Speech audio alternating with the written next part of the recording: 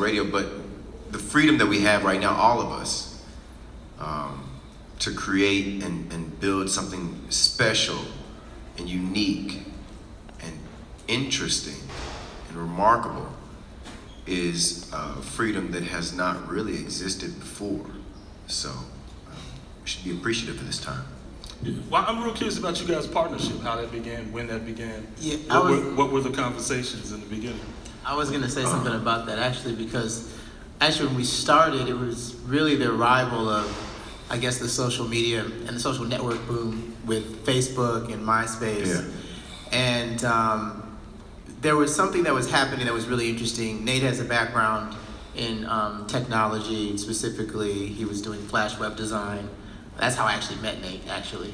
Was I didn't know he played any music at all, that we were building an art salon, basically, at Morehouse College. And someone's like, I know someone that can build your website.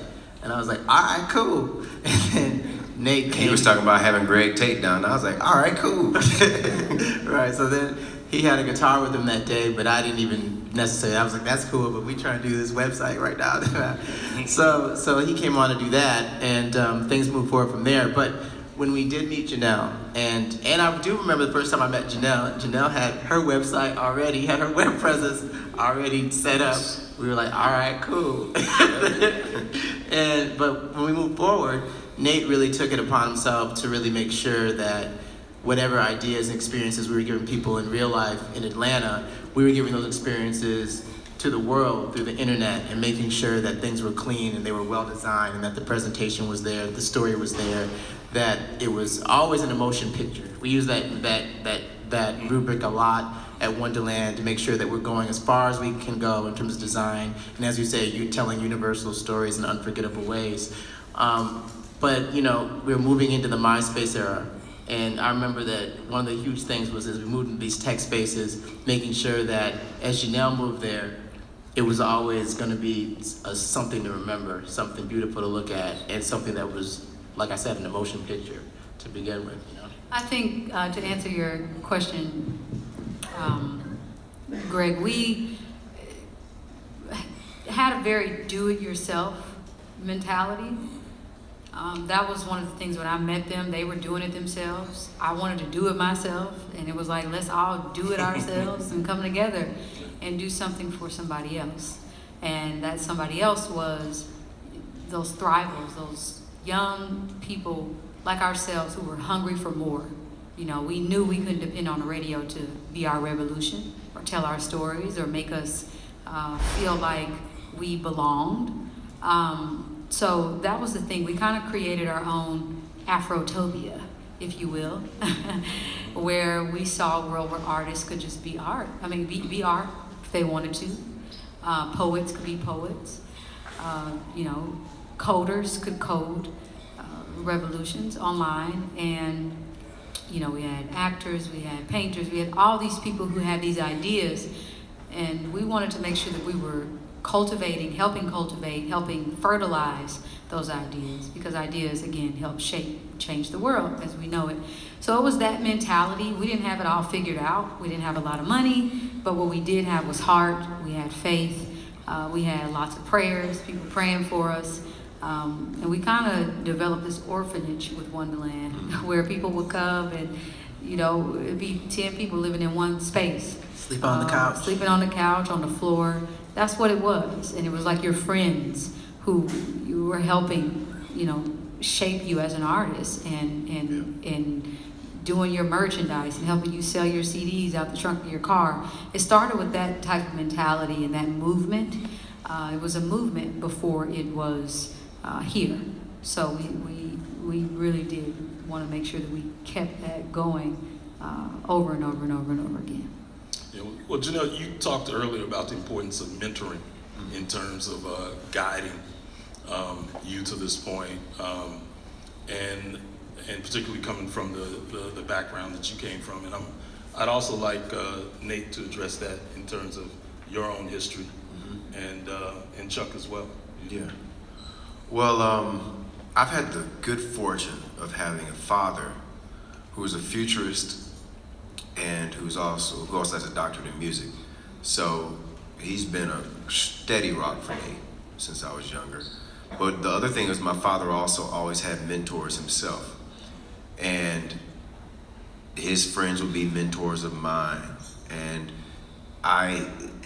they would instill, really, they just instill the importance of an idea, like the power in an idea.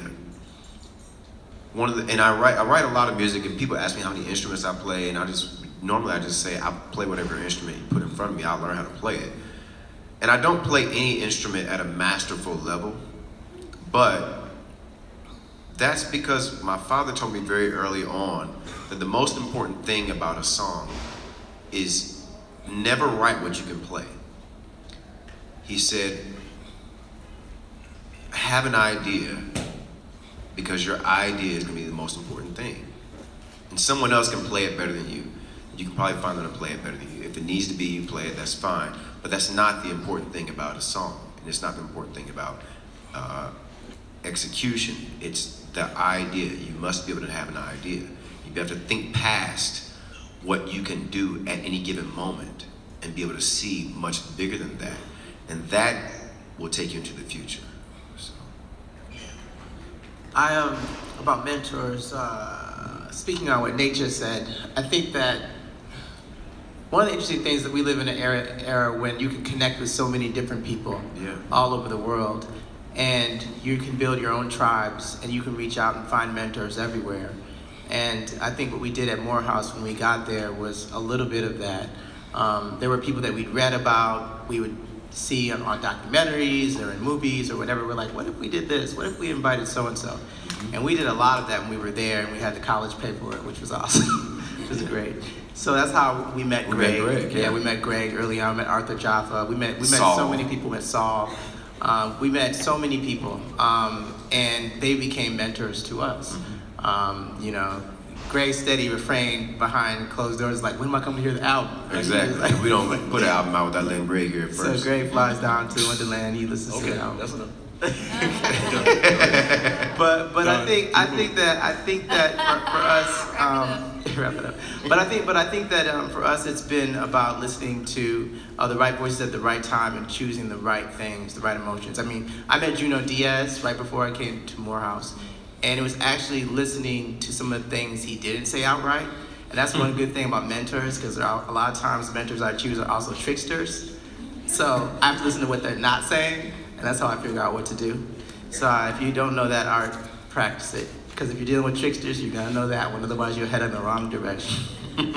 Yeah, well, you mentioned Arthur Jaffa, our friend, and one of the things that he's been talking about since I've known him is the necessity of developing what he calls black corporate culture. That is a black corporate culture that had the same kind of efficacy, in its design and production that the musical production has, that the jam session has, right? And so when I see Wondaland, I see like an exemplar of that. And I'm just curious about, for you guys, in terms of developing that, what would you call what I would call your sustainable models of development? I know, Chuck, you mentioned Disney and Pixar. Mm-hmm. Those two entities you spend a lot of time studying. Yeah. But in terms of even, like, let's just localize it in a way to kind of black musical history. Sure. Tell us about some of those ancestral models, as it were. Yeah. It goes, of course, P-Funk, and we've looked at Motown. We've looked at a lot of companies. Of course, we got Business with Puff early on. At Wondaland, you're as likely to find us in the middle of a book club as a jam session almost. So we spend a lot of time talking about ideas with each other. We spend a lot of time eating together and spending time outside of the studio together to develop relationships that protect each other and that protect our ideas and that challenge each other to move even further forward. Yeah, we do a lot of arguing. And eating together, yeah. And debating. That's what happens when I'm around these Morehouse people. They want to debate everything, and I think it's great. you know, you're just like you're sharpening your sword, which is always important for evolution and becoming a better person. I think one of the central tenets of Wondaland is that it's important for people of color not to just be consumers, but to be owners and producers, not to just be the object, but something more, the subject. And I think that to do that, business is just a tool. And we've looked at every level of our business that way. You know, we always talk about our lawyer being really the genesis of Wondaland. Like we'd say, yeah, we were jamming before. When we got an attorney, we started doing that. That's when we really started jamming. Yeah. So we're very, very serious about that and about technology, music as a form of technology, and IP, our intellectual property, protecting that and making sure that we always respect that and that it's marketed effectively. Yeah. Now, because I met all you guys in Atlanta, and I met you as a collective and as a group of people that had a tremendous amount of camaraderie going immediately, and just a great simpatico. I mean, I always thought of you guys as representing Southernness. You know, I mean, we've been talking about blackness in relationship to the future, you know what I mean? But when I think about, in some ways, the gel, you know, the glue that holds you guys together, and you know, kind of as a rubric, it's a Southernness. And I wonder if you could address that, particularly as I know you are a North Carolinian. Yeah, I'm from North Carolina. That's exactly right. Yeah, I'm from Winston-Salem, and my grandparents are from South Carolina, so I'm from the Carolinas, and you know, there's something about the South that, well, number one, you have more space, you can run more, you have more trees, and it's like that in a lot of countries. If you go to the South, and there's a different experience in the South than there is in the North. One of the things that we always felt was that, like, when you think about like the heart of music, a lot of the heart is in the South. And so as we go, we go and we can make music different places, of course. And it's not like it's bad music necessarily in New York or, you know, but I could see how hip hop was born in New York. I see why and whatnot. But in the South, you know, we look for a certain level of funk. My grandfather grew up with James Brown, actually.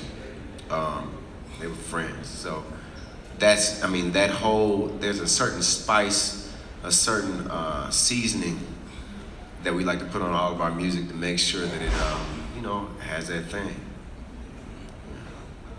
Yeah, I do think it is about the way that all of us, black people, a lot of us came through the South and migrated up north if you're up north.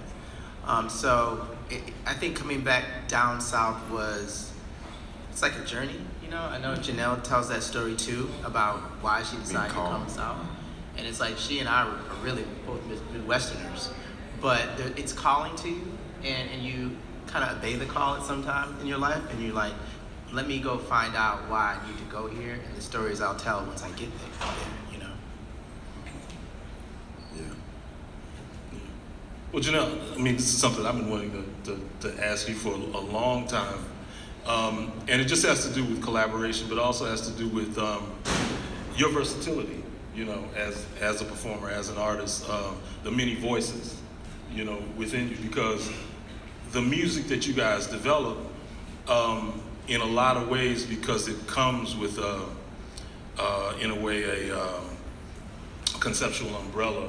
You know, we hear it all as seamless and of a piece, but if I just extracted 10 pieces of music, you know, from any one of those albums, you're showing mastery in many genres, you know, at the same time. And I'm really curious about just how you step inside of a song, inside of a genre, and what in your background, you know, gave you that expansiveness. Well, I grew up never having parents limit my imagination. You know, I mentioned earlier in the other session that we had here, I grew up to very hardworking class parents who were janitors and trashmen and whatnot, and we didn't have a whole lot, and we had to turn nothing into something. And so for me, whenever I'm given an opportunity, I try to always make the most of it. And that goes along with if I'm singing a song, if I'm doing an album, how many limits can I push?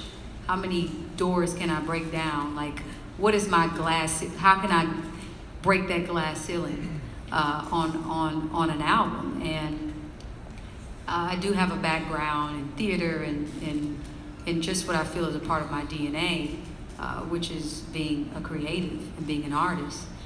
And I just always thought it was important to early on let people know that I am an artist who will not be any one thing to you or to myself. And I owe it to myself and those who fought for my freedom to be free as much as I can, especially when it comes to art and being a Black woman and understanding that there's already limitations put on us, what we should be doing and what we normally do. And so I started looking and being inspired genuinely by, you know, some of my musical heroes, from David Bowie, who he didn't allow people to place limitations on what he was doing. It was so exciting and fun and new, and it was very fearless. And to Prince, who is someone who is a mentor to us, and someone that we look to. Paisley Park was a big model for Wondaland Records. Definitely. Huge model. If there was no Paisley Park there, 9 times out of 10, Wondaland wouldn't have the blueprint, wouldn't know the blueprint to you know, remaining a movement, a creative movement. And you know, even thinking about Stevie Wonder and just artists who, they just loved music. And if they had a song on their heart, they didn't say, oh, I can't do this because I'm Black. Man, Black people are not doing this. For me, I want to be the Black girl that's doing shit that people ain't doing. Honestly, in a nutshell. I don't think that, I just don't feel like I was born to normalize myself, to make myself. I was born to embrace the things that make me unique, even if it makes others uncomfortable.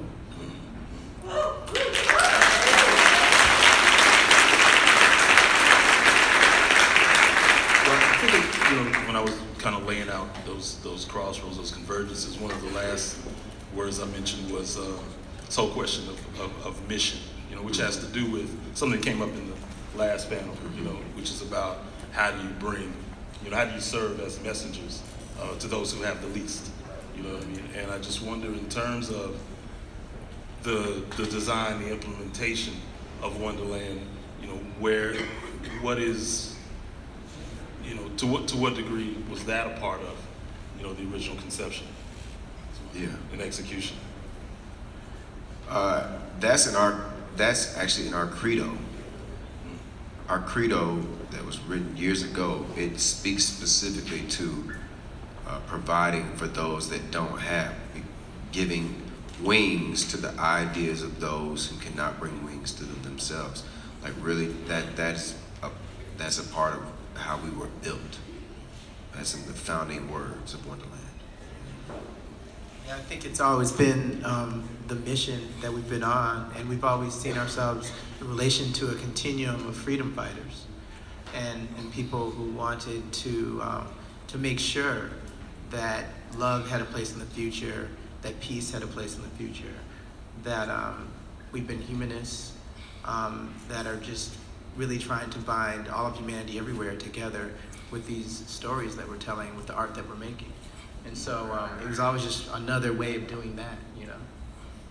Yeah, well, I mean, it's very interesting to be having this conversation, certainly at Moog Fest, kind of given in a certain way the primacy of Moog technology. You know, when we start talking about what I like to call the futurisms of the Afro, you know, the Afrodelic, you know. And Nate, I'd like to have you just address this whole question of technology and the funk. Oh, well, I mean, technology, I mean, if you look back and just think about the first Moogs and who they were given to, right? And and what those people did with them, and the way that they shaped and changed the future of music, the way that Moog was a part of the history of synthesis and some of the greatest albums to ever bless the ears of all of us. Technology, technology is just, well, at some point in time, technology is all just magic, right? I mean, fire was just magic at some point in time, and as you go further along, you get to the synthesizer, which is still also magic. And I think that's kind of what it is. It's about trying to figure out how do you harness magic and distribute it to people so that they can feel the magic as well. That's what Bernie Worrell was doing. That's what Stevie Wonder was doing. That's what they're doing, is taking things and just bringing magic around. And so I think it's very, it's a very special tool, and one that's meant to push us and evolve us as humans to our next phases. Yeah. I would say that we do tell stories at Wondaland that are dystopian in nature, but we're real optimists, I do believe, though. I think that we really do believe in the human spirit and our ability to continue to liberate ourselves and emancipate others. And so even though there may be darkness, even in the music sometimes when there's darkness, there's always something in there. There's always a ray of light. There's always some magic. If you go to the point right where the song's fading out, you'll hear one note or one melody come in that'll just take your mind away to something else. And I think those are those little moments that we're fighting for. Everything we do. Yeah. Well, Chuck, I want to have you address, the literary aspect of the piece. Yeah. By that I mean just the impact of, say, the writings and visions of Samuel Delaney, of Octavia Butler, the poetries of Sun Ra, in terms of this work you guys are doing. Okay. Yes, we love the literature at Wondaland in general. When you guys visit, you should visit sometime. The library is kind of overflowing. We call Chuck the walking library. Yes. He has like so many books everywhere.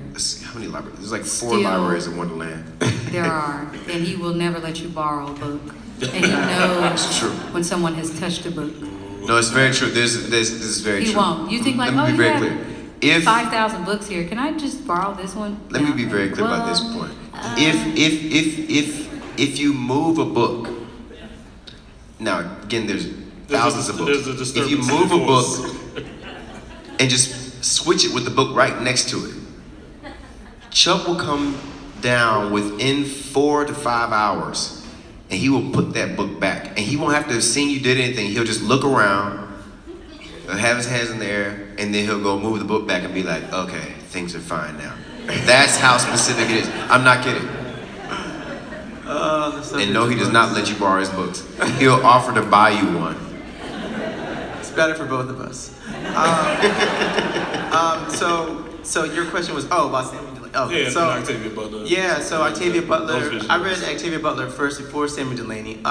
We love Octavia Butler. Yeah, we she's all just- are huge fans of Octavia. I mean, her work, it's so moving. In certain books, we're so partial to her, and we talk about it all the time. Wild Seed is so amazing. Kindred is so amazing. There's so many, and I guess the thing that just, if I was gonna say anything about Octavia Butler, it would just to say that I'm just mad when I meet somebody who hasn't had the privilege to read her yet. And so I'm a champion for everything that she wrote about. I did meet her on one occasion, and I had a British copy of Parable of the Sower. And when she saw it, and she went to go sign it, she looked at it and said, "Where did you get this book?" And I said, "I got that in London." And she looked at me and she smiled, and then she signed it and she said, "Hold on to that." I said, "I will." Don't worry about it. but she's just so magical, right? And then Samuel Delaney. I mean that I think, I would say with all of them, they're so brave. And that's the thing that I really love about the thing that under this rubric that people call Afrofuturism. I think it's just a tribe of really brave motherfuckers. That's all. And I think that, I wasn't into the conversation. Some of you were here earlier, but the thing is that we're all in the same tribe. Yes, that's we the don't piece. have the tribe. We don't have tribe. That's what there it you is. can say, "Oh, you're this, you're Igbo, you're." We a don't tribe. have that. Yeah. So what happens is when someone comes along and they throw a rubric at you, you're like, okay, I guess that's where I am then. Shit, where we all hang out? Because that's where I need to go. Yeah, just try. It reminds me of when I used to see on documentaries all the time where Bootsy was traveling around and he was performing. And he'd always miss Funkadelic. He'd miss Funkadelic, and he'd be performing like a day or two after Funkadelic was there. They'd be like, "You find us a Funkadelic. You find us a Funkadelic." And he'd be like, "All right, I gotta meet these Funkadelics. Where are they Funkadelics?" And then of course when he met them, they said it was love at first bite. But I think that it's this thing. It's just we were just all trying to find each other, so that we can it's like getting on the ship in the Matrix. It's like we're just trying to all get on the ship so we can make something happen. And reading that stuff is just like that. It's the literature is just another way of passing along the word. It's like mumbo jumbo, Ishmael Reed. It's like the work. We just all want to we want to know about it and we want to pass it along and just make sure we transmit it every way that we can. Well, I mean, Janelle, within the next year, we're going to see you make 2 feature film debuts, and so I'd like, of course, I'd like you to talk about those projects, but then I'm also curious about what kind of conversations did you guys have around, a consensus about interacting with that industry. It's much more problematic, much more about more of a loss of control than you allowed in the, in the music stand, from the music perspective. Yeah, I think when I've gotten sent scripts. I've been getting scripts for a very long time. I think these 2 were very touching scripts and stories that even if I were not cast in the roles, I was like, I'm happy that they're making this movie. This is important to culture. This is important to humanity. And one of the movies, which is my debut, my first film opportunity, is called Moonlight. And it's based off a play by this young man, Terrell, can't remember his last name. First name Terrell, he's a playwright. What's his last name? McCraney, Terrell McCraney. And I think it's Black Boys Are Blue and Moonlight or something to that effect. And it's a movie directed by Barry Jenkins, and it follows this young African-American boy. He's probably at the age of maybe 7 or 8, and it follows his coming of age as he deals with his sexuality. And at the age of 7 or 8, he's asking, "What's a faggot?"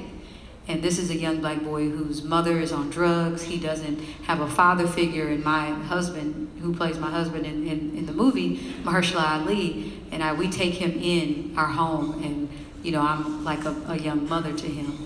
And I help him as he's going through these things, and just, I'm there. So he's dealing with being bullied. He's dealing with, society saying he's a Black man, he needs to act this way, and all the pressures that society puts on men, and especially Black men.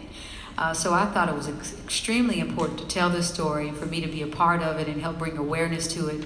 And I really hope that it makes us as human beings become more empathetic to young men. And all the pressures that we put on them to be a certain way and to not act like this. If this is you're too sensitive, you're gay, or if you're gay, it's a wrong thing. And ultimately he chooses makes some bad choices. I'm not going to give away the movie, but I just think that when kids watch it, I just pray that they watch it and they are really, really sensitive and don't become bullies to young men as they're dealing with these things. Other movie is also important. It's called Hidden Figures, and these are about the 3 Black women who worked at NASA between 1958 and 1961, and they were directly responsible for getting John Glenn to orbit the Earth.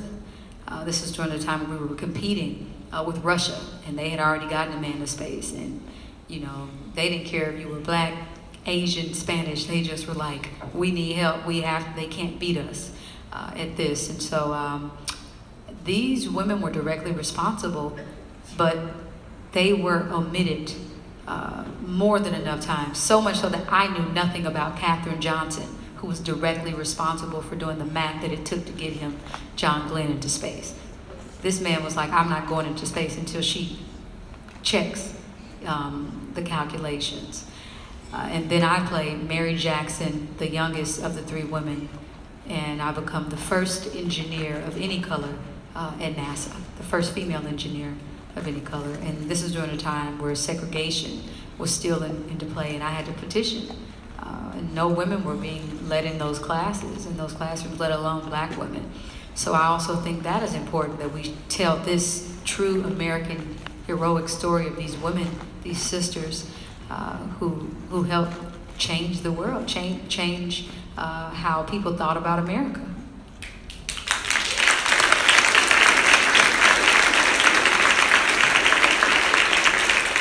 And I guess, the second part of that, though, was just in terms of dealing with Hollywood, that film production apparatus, how were you guys able to kind of protect your philosophy, your position? Yeah, I think once I knew, the roles were important, the movie had some integrity to it, and it was going to tell a very powerful and touching story that I already had been pushing in my music. It was, both movies are right in line with the themes of my albums and where I am as an artist, so I just felt like it was very organic. But I will say, you are not in control. Like, I went to see a screening of Moonlight, and they took out some scenes, and I was like, so you don't have that control, like, you need to keep that in there, type of thing. With my albums, of course, I say what goes on. We say what's gonna be mixed and mastered and how it's gonna sound and all those things, but you are really trusting somebody. So it's a blessing to have. I've had amazing directors who, think like me in a sense, and they'll make sure, they want the best thing for the film. And that's ultimately what it is. It's not about me, and I love that. I love that I can be a part of a team, and I can be a part of a vision, and I'm not the center of it. It's about these people's stories and doing whatever it takes to tell them in the best light. Wonderful, wonderful. I want to open the floor up to you guys, and I also want to say that you guys have become kind of a mini industry. You've moved into a moguldom phase with a whole group of artists you represent. So there are many albums that I want to hear. Everybody's working in the on next in the next session. Yeah. Yes. So, but we'll get to that on our own time. If any folks have any questions, now's the time to step to the mic.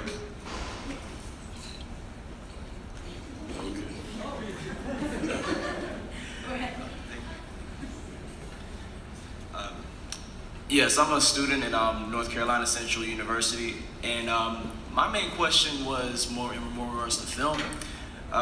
What's your opinion on why we don't see more of a demand from the black community for more sci-fi and fantasy films? Because I feel like there is one, but it's not nearly as vocal as I think it should be.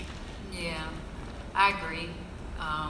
We already have science fiction scripts that we, plan on shopping and really pushing forward, or just making sure that people know that there are black people who are into science fiction, and there are people who are into science fiction. And if you give us the opportunity, we can present an amazing story that's not, it may happen to be cast to all minorities, but a story that true science fiction lovers, no matter what your race is, you can enjoy it, because it's a great, amazing story. And so that's what I think is important, is just making sure the story is good. You can have all these ideas, but for us it's about, is the shit good? And I think that it's gonna take somebody who has a certain level of respect in the film industry for studios to believe in them, somebody who, who has done movies and that they trust. I think things are changing.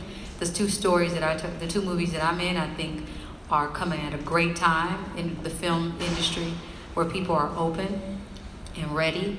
I don't think their reaction to the Oscars is so white. These stories have been in development, and I don't want people to look at it like, well, now reparations for black people in the film industry, But honestly, I really don't care because the stories are so important. If they want to continue to keep doing it because you feel guilty about it, put the stories out and they'll stand the test of time. So hopefully that'll change. I really don't have like a direct answer of why we don't demand. I think people do demand it. I think we want to see it, but ultimately we don't have that $300 million budget to say, hey, all right, let's take this risk. It is a risk, like anything else.